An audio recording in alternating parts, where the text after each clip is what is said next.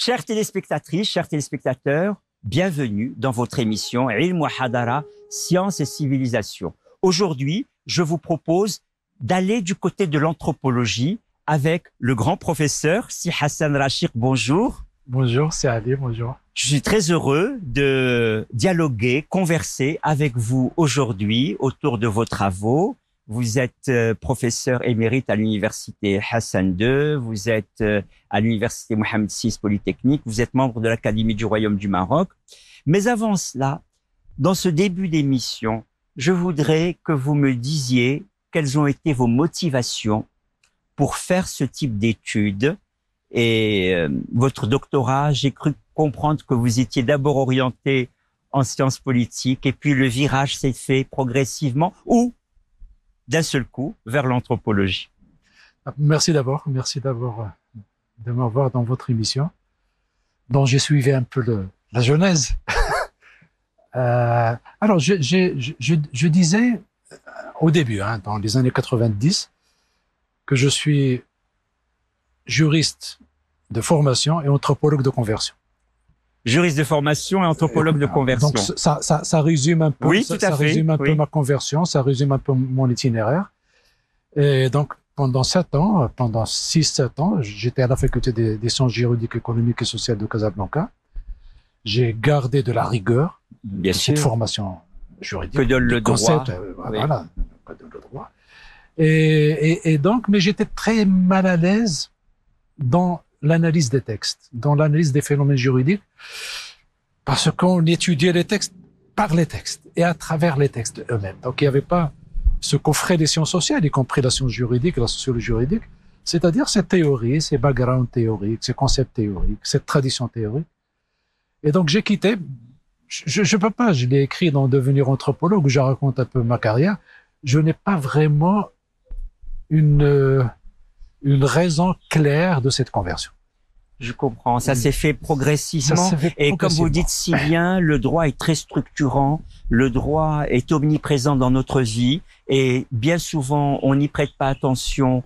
Et quand on est très jeune, même on le considère comme une abstraction. Et au fur et à mesure, on voit qu'il est très présent dans notre vie. Et comme vous dites si bien, cela donne beaucoup de rigueur. Donc vous voilà anthropologue. Alors donc la motivation finalement s'est faite au fur et à mesure par des rencontres peut-être. Il y a au moins 2 rencontres. Il y a Bruno Etienne, oui, professeur Bruno Etienne, décédé en 2009. Qui a été longtemps à Aix, je crois. Longtemps à Aix et un peu en Algérie, un peu au Maroc. Donc, nous avions la chance de l'avoir comme professeur et il nous a initiés un peu de façon anarchique, de façon comme la pédagogie de l'époque, vers les sciences sociales, vers les méthodes des sciences sociales. Il y avait Paul Pascan également, décédé en 1985, que nous avons rencontré et avec qui on était de petits enquêteurs. Donc, on avait 27 ans, 28 ans. Enfin, en tout cas, j'avais 27 ans, 28 ans. Il y avait quelque chose, cet amour pour le terrain, qui s'est déclenché de façon très naïve, qui s'est déclenché de façon très informelle. Vous commencez à faire des enquêtes en groupe, c'est ça? C'était enquêtes qu'on va qualifier comment? De sociologie? C'était de démographie à l'époque. De démographie, d'accord. De démographie sociale à l'époque. Oui. C'était au Tazerwalt, 50 km au sud de Tiznit. Donc il y avait ces 2 professeurs sur le plan théorique. L'objectif était quoi de l'enquête, par exemple, les premières enquêtes? L'objectif on était des enquêteurs, donc c'était remplir un questionnaire. C'était au début, vraiment. C'était pas. J'ai pas encore commencé une enquête comme j'allais le faire, par exemple, avec Abdallah Hamoudi dans l'Oriental, etc. Avec Rahma Bourkia. Avec Rahma Bourkia, où j'étais un peu impliqué Là, c'était le début. J'étais enquêteur, 50 dirhams par jour, pour l'anecdote, pour situer un peu, situer un peu l'époque. C'était 81, 82. Donc, j'ai beaucoup appris. Oui. Et j'ai appris, je le dis, quand on apprend, ou quand le maître, entre guillemets, vous apprend sans la volonté de vous apprendre. Oui. Que vous apprenez à votre insu. En voyant faire. En voyant faire. C'est un peu l'artisanat, c'est un peu plusieurs. Et troisième chose, je suppose, c'est le ciné-club. pendant 8 C'est, ans. pardon? Le Ciné-Club Al-Azaïm. Ah, le ciné-club, oui, bien sûr. Pendant 8 ans, Ciné-Club Al-Azaïm, j'ai appris... Dans quelle ville? C'était à Casablanca, Oui. Darb Sultan, cinéma Kaouki. Et donc, c'était vraiment l'amour de l'interprétation. Oui. Interpréter la photo, c'est là où on va connaître Roland Barthes, on va connaître le cinéma nouveau, on va connaître les cahiers de cinéma, etc. Pendant 8 ans, et c'était une clique, hein, c'était vraiment une bande où il y avait Mohamed Touzé, Saad Shraibi, Mohamed Madi et d'autres. Et là, j'ai appris le goût de l'interprétation. C'est pourquoi interpréter un texte juridique, j'avais pas les moyens. Je lisais la sémiologie juridique, mais je pouvais pas. Et quand je regarde... Il y avait quelque chose qui résistait. Oui, exactement. Quand je regarde un peu la manière dont les gens commentaient les textes, ça me laissait un peu sur ma faim. Donc il y avait ces deux professeurs. Il y avait ces deux professeurs. Il y a d'autres, bien sûr. Bon, je résume. Il y a d'autres. Et puis il y a le Ciné-Club, qui est une belle expérience sur l'herméneutique, l'interprétation. Et puis l'interprétation du film, l'interprétation de la photo, l'interprétation des rituels par la suite, des sacrifices. Il y a un petit pas. Hein. Ah ben alors je suis alors très surpris parce que en lisant votre travail et en vous écoutant à plusieurs reprises, je sais que vous avez un amour pour la description. Et aujourd'hui, vous me parlez de l'amour de l'interprétation par lequel vous avez commencé. Mais par la suite, quand vous allez véritablement structurer votre domaine de recherche, c'est véritablement plus vers la description, qui est une démarche très humble, que vers l'interprétation. Je vous ai écouté plusieurs fois. Vous dites qu'il faut donner la voix aux acteurs sociaux, locaux bien évidemment, mais sociaux religieux. Donc vos enquêtes, commençons précisément, vous venez de l'évoquer, par vos enquêtes autour des rituels et des sacrifices. Vous les abordiez comment? Par l'interprétation, par la description? Alors c'est vraiment une question très délicate. Pour moi, la description est enceinte d'interprétation. Il y a pas une description qui serait degré 0 et deuxième étape, l'interprétation plus 1. Je la vois pas comme ça. Donc, dans ma description des choses, il y a déjà une esquisse, un schéma interprétatif. Et parfois, mon schéma interprétatif revient sur ma description pour l'orienter. Je raconte ça, je peux pas aller dans le détail. Non, mais prenons un exemple comme les rituels et les sacrifices. Prenons l'exemple de rituel. Alors, un rituel, vous assistez quelque chose comme... Moussem, par exemple. Un moussem, le ma'rouf n'est pas loin du moussem. Le ma'rouf que j'ai décrit, auquel j'ai consacré ma thèse, n'est pas loin. C'est un village qui se réunit, qui sacrifie ensemble et qui mange ensemble. Et puis, il y a plusieurs étapes. Maintenant, si vous voulez faire uniquement de la description, qu'est-ce que vous allez choisir? La bijouterie des femmes? Les babouches? La couleur des babouches? La couleur des vêtements? C'est pas important. Comment vous allez sélectionner et dire ça c'est important et ça c'est pas important? Parfois, les critères de pertinence sont déjà de l'interprétation. Exactement. Vous êtes déjà là pour dire, bon, parfois le costume est très important, vous allez insister sur le costume. Et parfois le costume n'est pas intéressant. Donc qu'est-ce qui vous oriente pour sélectionner en observant? Vous êtes en train maintenant d'observer. Il y a un guide de description, et, bien sûr, etc. Il faut faire attention à ceci, à cela. Et donc là, lorsque vous dites, par exemple, un principe théorique, le rituel est un moyen de communication. On n'est pas dans la description. Le rituel est un magasin culturel. Les gens, les populations, les sociétés qui n'ont pas l'écrit, comment ils transmettent leur savoir? Oui. Le rituel est un moyen de transmission du savoir. Comment les gens conçoivent les genoux? Des générations se suivent et font les mêmes gestes. Ils font les mêmes gestes, avec les mêmes commentaires, avec le même sens, etc. Et donc, vous avez parlé des acteurs. Moi, je suis très sensible à la manière dont les gens eux-mêmes interprètent leur propre rituel. Mon interprétation, comme le font d'autres anthropologues, je suis pas le seul, c'est une interprétation de second degré. Elle prolonge la voix des acteurs. Exact. Par exemple, il faut pas sacrifier de la nourriture salée ou genoune. Il y a le symbole du sel qui sort. Il faut que ce soit fade. Pas d'épices. Donc on cuisine, avant de jeter les épices, avant de jeter le sel, Là, on prend la sauce, on la malaxe avec de la farine et on la sacrifie au genoux. C'est un geste très simple. Un rite très simple. Mais c'est un geste qui m'a pris 70 pages dans mon livre. Mais oui. Parce que autour de ce geste se constitue tout un monde. Tout un monde. Il faudra aller du sel. Et puis les Marocains disent msharkin le sel ou le melha. Donc que veut dire dans ce cas msharkin le melha? Et pourquoi vous l'interdisez au genoux? Oui. Donc c'est l'interdiction de toute communication avec les genoux. Vous êtes là, le sacré. Nous sommes là, on communique pas. Le sacré, il est séparé. Mais nous, humains, lorsqu'on partage le sel, msharkin le melha, msharkin le tam, ça consolide les relations. Et puis, petit comme ça, et donc vous avez un petit système qui se met en place. D'étape en étape, en réalité, la description se complète au gré de l'interprétation qu'elle porte en elle-même. Exactement. Et c'est un travail de 4 ans, de 5 ans, parfois plus. C'est pas quelque chose qui sort. Donc, sur le terrain, il y a un va-et-vient entre le bureau et le terrain, etc. C'est pour ça que c'est pour ça que j'ai beaucoup insisté sur les outils méthodologiques que sont l'interprétation et la description, parce que quand on se met tout de suite devant un terrain, comme vous dites, des acteurs, il faut quand même arriver avec des outils méthodologiques. Oui. Donc, j'ai lu, bon, j'étais juriste. Donc, vous imaginez un peu le grand travail que je devais fournir sur les théories de rituel, les théories du sacrifice, le terrain, etc., etc. Donc, il y avait déjà des gens comme Victor Turner, comme Edmond Leach, comme Claude Lévi-Strauss, etc., qui disent, bon, oui, les peuples primitifs, oui, n'ont pas, entre guillemets ou sans guillemets, n'ont pas l'écrit. Mais cela ne veut pas dire qu'ils n'ont pas accès à la pensée abstraite. Le cru et le cuit, c'est pas loin du salé et du fade. Exact. Le cru et le cuit, c'est une opposition. Là, vous faites référence à des expressions de Lévi-Strauss. Un livre de Lévi-Strauss. Le cru, c'est du côté de la nature. Le cuit, c'est du côté de la culture.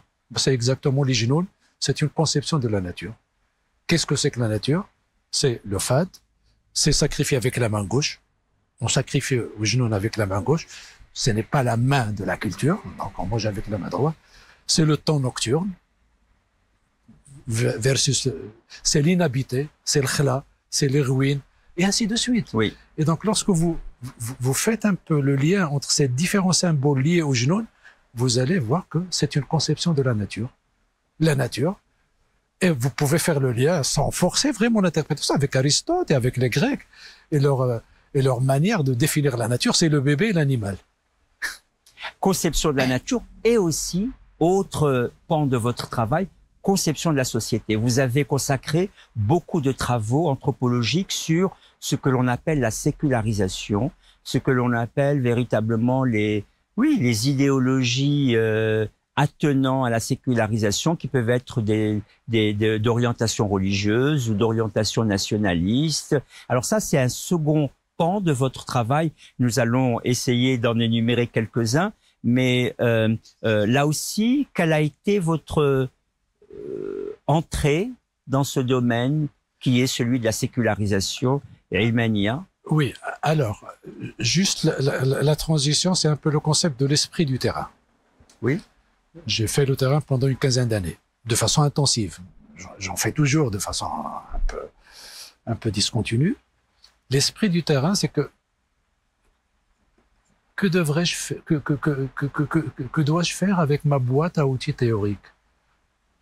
Est-ce que je vais passer à l'analyse des documents, à l'analyse des faits historiques, comme ça, et donc créer une sorte de hiatus, de gap entre mon expérience de terrain, l'anthropologue de terrain, et l'anthropologue qui va travailler sur les documents, ou bien c'est ce que j'ai fait, ma boîte à théorie, je ne l'ai pas quittée, je l'ai adaptée. Donc, point de vue de l'acteur, même chose. Toujours donner la voix aux acteurs. Exactement. C'est très difficile. C'est beaucoup plus difficile que lorsqu'on fait le terrain, parce que là, vous avez les interlocuteurs, ils sont là. Mais vous travaillez sur une action collective, la contestation du daïr berbère. Il y a des acteurs. Il faut peut-être préciser rapidement la contestation du daïr berbère. Oui. Le daïr berbère, dit berbère, parce que bon, oui. Il y a tout un débat là-dessus.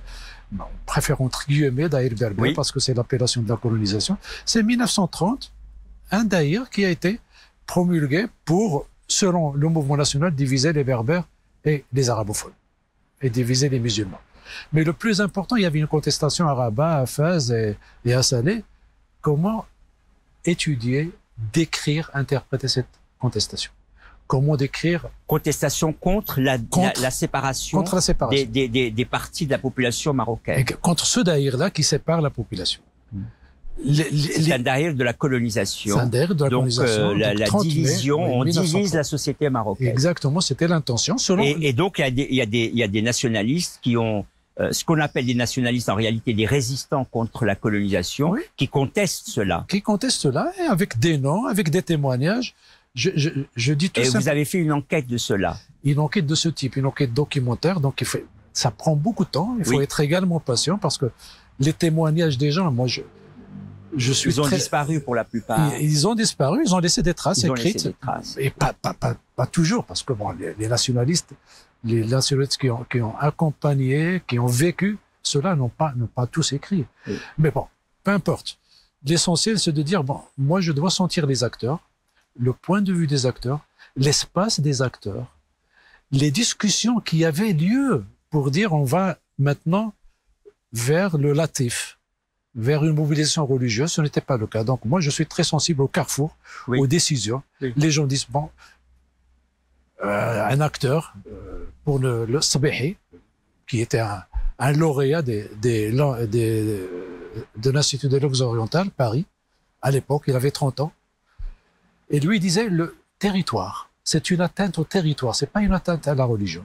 Et les autres lui disaient, bon, écoute, le territoire, la nation et tout ça, c'est des concepts. Donc il y avait un débat. Il y avait un débat qui a été restitué par des acteurs. Donc, moi, j'essaie de dire, imagine que je suis en train de faire du terrain, que j'interroge les gens, que je leur dis, bon, quelle est votre motivation? La nation? Non, la nation, Mustafa Kemal, à l'époque, n'avait pas une bonne presse. Donc, laissons la nation au moins. Certains vont donner une référence religieuse. Exactement. Voilà. Et donc, ce qui a pris par la suite, c'est la mobilisation au nom de la religion. Et moi, je suis très sensible à dire, bon, il n'y a pas une autoroute, il n'y a pas l'histoire, c'est pas une autoroute comme ça. Donc, il y a des embranchements, il y a des impasses. Oui. On retourne, on revient. Et donc, l'esprit du terrain, c'est travailler sur Afghani, sur Mohamed Abdou, sur Al-Fassil, Ouazzani et d'autres, avec les mêmes outils du terrain. C'est-à-dire, quel est l'espace, la structure du réseau de relations entre les gens, les mouvements, les migrations, et tout ça. Justement, à propos des migrations, vous avez accompli beaucoup de choses, justement, avec Rahma Bourkia, grande anthropologue comme vous, et vous êtes tous les deux membres de l'Académie du Royaume du Maroc. Précisément, vous vous êtes intéressé, puisque là, vous faisiez même physiquement le mouvement de l'espace et du mouvement, vous vous êtes intéressé aux migrations. Et là, c'est un autre aspect que vous avez développé de vos recherches. Vous vous êtes beaucoup intéressé au monde rural, oui, à la structuration du monde rural et aux migrations que connaît le monde rural. Oui, c'était une consultation, commandée par la direction de l'aménagement du territoire. Et donc, c'est pas une enquête au sens anthropologique. Donc, je fais la différence entre le chercheur consultant et le chercheur anthropologue, etc. Parce que le temps de la consultation n'est pas le temps de la recherche. Mais la boîte à outils est toujours là. La boîte à outils, donc c'était un questionnaire, c'était des entretiens d'abord, avec Rahma Bourkia, avec Rachida Nafa, une géographie sociale. Avec qui, pardon? Rachida Nafa. Oui, d'accord. Qui était doyenne à la faculté des lettres. Qui lui est géographe. Elle. Ah, pardon. Rachida, pardon, je n'ai pas bien entendu. Pardon, Rachida Nafa. Et donc, c'était des entretiens au départ, comme font les sociologues et les anthropologues, des entretiens juste pour avoir une idée du jargon, du vocabulaire, des motivations, de comment on va poser les questions. Constituer le lexique. Exactement. Des questions, des motivations. Le questionnaire vient après pour dire juste est-ce qu'il y a 30% ou 40% qui ont cette motivation ou pas, etc. La surprise, c'était en 2000. L'enquête était en 2000, c'était Marrakech et sur la région Tinsift, Haouz Tinsift. Et donc nous avons interrogé des femmes d'origine rurale, mais qui ont émigré vers Marrakech. Alors le plus important, je suppose, le plus important, c'est la découverte de la migration féminine autonome. Migration féminine autonome. C'est-à-dire la fille. Des femmes qui voyagent seules. Qui voyagent seules qui ont eu un projet autonome et qui viennent seuls également. Donc ce n'est pas la femme qui suit son époux, ce n'est pas la fille qui vient chez sa tante pour poursuivre ses études au collège, etc. Donc ça, c'est... Il y en a, bien sûr, on a étudié. On était frappés par ça. Et croyez-moi, c'est un grand changement structurel dans le monde rural. La femme, imaginez pour nos spectateurs et nos spectatrices, imaginez les villages où il y a l'œil, l'œil du voisin, tout le monde regarde du parent, etc. Tout le monde observe tout le monde. La tradition est très très forte, etc. Oui. Et puis, hop, il y a une fille qui va immigrer seule. Imaginez toute la discussion, parce que nous avons décrit un peu la discussion, comment il faut convaincre le père, la mère, et puis toujours les frères qui sont là. Non, c'est nous, les hommes, c'est nous qui travaillons, sinon vous... Ils se constituent comme protecteurs. En dépit de ça, donc ils se projetaient. Ils vivaient bien sûr, c'était une vie de misère, etc. Donc, parce que nous avons un peu décrit le capital intellectuel, c'est maximum CE2, etc. Sinon, c'est des analphabètes. Et là également, la description est la même. Le réseau de relations, les motivations, et ainsi de suite. L'espace parcouru. L'espace pour dire, bon, à la limite, comme si vous allez faire jouer de l'empathie, avoir le maximum d'informations sur ces acteurs, leur motivation, leur situation, le maximum d'informations, ça prend beaucoup de temps, pour dire, oui, je comprends pourquoi cette fille a immigré, ou pourquoi ce nationaliste a contesté, ou pourquoi, etc., etc. Arriver, effectivement, on a parlé de l'interprétation, de la description, arriver à la compréhension. Tout cela, c'est en vue de comprendre. Pas tellement l'idée de constituer un réseau de signification, mais d'abord de la compréhension. Parce que la compréhension, vous avez utilisé le mot de sympathie, d'empathie, vous êtes avec, comme dit le verbe comprendre, prendre avec. Et donc, dans cette compréhension, finalement, l'anthropologie est véritablement, elle a véritablement une visée humaniste. On peut dire ça. Je le dirais pas, mais je serais pas contre cette perspective. Oui. Parce que l'essentiel, on va dire le plus important pour un anthropologue. Je suis anthropologue ou historien, c'est la même chose, ou philosophe. Oui. C'est élargir mes horizons culturels. Oui. C'est dire, bon, il y a moi, voilà, petit bourgeois, classe moyenne, professeur, etc., etc. Ben, qu'en est-il des femmes au milieu rural? Qu'en est-il des nomades? Qu'en est-il de l'histoire de mon pays? Comment on est venu, on est venu à la scolarisation, à la généralisation de la scolarisation, à l'école, à la disparition du nomadisme, qui est une catastrophe sur le plan écologique. Il y avait la transhumance. Il y avait des espaces qui étaient exploités par les transhumants, par les nomades. Maintenant, comment on va faire? Ça se dégrade. Et ainsi de suite. Donc, élargissement de mes horizons culturels, c'est le plus important. Dans ce cas, la largeur de vue est très importante. Exactement. Mais la largeur de vue, c'est ce qui m'a faisait dire que c'était un aspect humaniste. Parce que de proche en proche, on arrive à avoir une vision globale.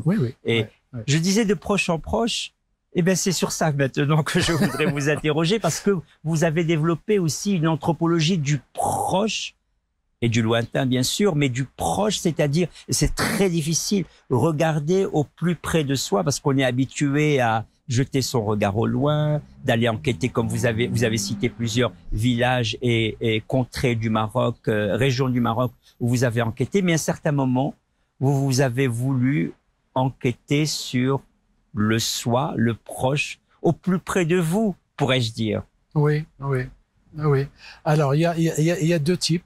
Il y a deux types d'études que j'ai effectuées sur cette question. La première, ils étaient concomitantes, sincèrement, ils étaient concomitantes et ils sont parus la même année. Le proche et le lointain, qui est une réflexion anthropologique sur un peu le legs colonial et le legs post-colonial au Maroc. Et le proche et le lointain, c'est tout simplement un clin d'œil à notre position, nous, anthropologues, chez nous. Anthropologue indigène pour les autres, j'utilise pas anthropologue indigène. Juste pour sa connotation, parce qu'indigène veut dire tout simplement du pays. Hein, donc Oui. Et je l'utilise pas parce que je voudrais pas aussi être réduit uniquement à ma dimension marocaine. Je suis anthropologue comme vous. Je discute avec vous. Le positionnement du chercheur. Exact. Moi, je suis chercheur comme vous. Et donc, discutons théorie, discutons interprétation, discutons legs, discutons etc., etc. Et donc, c'était le proche et le lointain. C'était pour dire, oui, il y a quelque chose. Je peux pas la nier, ma marocanité. Mais ce n'est pas la dimension la plus importante dans ma position sociale de chercheur. Et l'exemple que je donne, un anthropologue américain qui a travaillé sur ce front avec Clifford Geertz, Bargaining for the Reality, il a écrit « Les Marocains ont attendu les Espagnols pour découvrir le concept de gratuité, favor. Ah. Ils n'ont pas un mot en darija pour signifier le mot favor. Ah. J'ai dit, je suis marocain. J'ai commencé à ruminer, hein. Oui. Eh oui. À ruminer, dire, bon, c'est pas possible. Que les Marocains attendent les Espagnols pour découvrir. Et puis, par la suite, j'ai découvert qu'ils utilisent le même mot, haq et batal, mais batal, ils l'utilisent. Mais ils l'utilisent pas dans le sens de gratuit. Alors que dans le nord du pays, pas dans toutes les régions du Maroc, on utilise batal pour dire batal. Oui. Tu veux que Oui. je travaille gratuitement. Oui. Et donc, voilà, je revendique ma marocanité, mais ma discussion avec Rosen, avec Geertz et d'autres, c'est en tant qu'anthropologue. Oui. Pas en tant que Marocain, etc. Et deuxième Faut pas aspect. être incarcéré dans Voilà, une exactement. catégorie unique. Ma position Oui. sociale est beaucoup plus importante. Il y a la dimension théorique qui est la plus importante. Oui. Mais il y a la dimension, je peux pas nier, parce que j'étais socialisé dans le Darija, Berbère, etc. Comme vous, Exactement. comme la majorité des Marocains. Mais je ne veux pas être réduit à ça. Bien sûr. D'accord. Le deuxième aspect, c'est l'anthropologie des plus proches. Alors, les plus proches, c'est mes parents. Donc, j'ai écrit un livre un peu sur leur... Ils ont immigré également, ils se sont mariés également, ils ont effectué des rituels également, etc. Et j'avoue que j'avais pas d'intention, hein, je discute avec ma mère, le ma'rouf, voilà, j'ai décrit le ma'rouf, ma mère, s'il te plaît, voilà, et mon père, votre ma'rouf au sud, et ainsi de suite. C'était une discussion, et puis par la suite, j'ai découvert que c'est une génération charnière entre le 19e siècle et le 20e siècle, et qu'il est impossible que cette génération soit reproduite par la suite. J'ai dit, bon, il faudra zoomer, faire une photographie du moment. De ce moment-là.